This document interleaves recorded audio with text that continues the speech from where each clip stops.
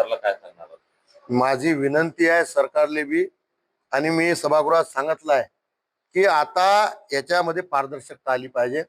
यासाठी नवीन टेक्नॉलॉजी आलेली आहे. त्या टेक्नॉलॉजीचा उपयोग कृषी विभागाने कृषी मंत्र्याच्या माध्यमातून करून घेतला पाहिजे. खरं तर राज्यमंत्र्यांनी मी विषय काढल्यावर त्यांनी तो गोलमोल करायचा प्रयत्न केला होता आशिषजींनी. तर माझी परत विनंती आहे सरकारला की आता जग कुठे चाललं आणि आपण कुठे आहोत, कोणतं सीट, कोणतं बियाणं, कोणतं शेत केव्हा काढलं, कोणतं पेरलं होतं, संपूर्ण माहिती असली पाहिजे. कोणत्या दुकानावर केव्हा आलं, कोणत्या कंपनीचं आहे आणि त्याची जर्नी क्षमता काय निघाली. आणि आता लॅब असणं गरजेचं आहे.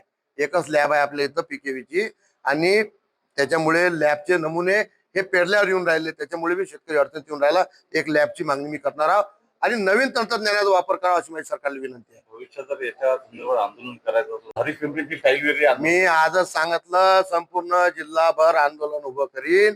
माझ्या शेतकऱ्याला न्याय देईन. मी भाजपचा आमदार आहो, सत्ता पक्षाचा आहो, पण मला आमदार करणारे माझे शेतकरी आहे. शेतकऱ्यासाठी लढीन. टाइम पडलं तर आमदारची सोडून घेईन. बऱ्याच ठिकाणी महाबीजचं पण बोललं नाही बऱ्याच ठिकाणी महाबीजचे पण नाही, यंदा महाबीजच्या तक्रारी फार कमी आहे आणि आम्ही बियाणे महोत्सव घेतला होता. बियाणे महोत्सव मध्ये ज्या शेतकऱ्यांनी शेतकऱ्यापासून माल घेतला त्याची एकही तक्रार नाही.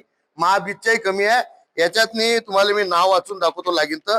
बुस्टर आणि रवीचे सगळ्यात जास्त हे आहे. इंगो सीटचे आहे, श्री ओसवाल सीट आहे, केडीएम सीट आहे, ग्रीन गोल्ड सीट आहे, आदित्य सीट आहे, विंगर सीट आहे आणि इंगल सीट आहे. या मोठ्या सोयाबीन मध्ये यांनी आहे. पण मुळात जर आपण जर पाहिलं तर या दोन जे आहे बुस्टर आणि रवीच्या माझ्याच मतदारसंघात यांच्या मूर्तिजापूरले आहे 458 आणि भाषणाकडले आहे 662. म्हणजे 1722 पैकी 1000 तक्रारी माझ्याच मतदारसंघातल्या. तुमच्या इकडेच पाठवलं बोगस बियाणं. मला तर असंच वाटून राहिलं की यांनी कोणीतरी या अधिकाऱ्यांनी याच्यात लक्ष दिलं नाही. आणि जर क्वालिटी कंट्रोल याच्यात लक्ष दिलं असतं ते शेतकऱ्यापर्यंत बियाणे गेलं नसतं. हे क्वालिटी कंट्रोलचं फेल्युअर आहे.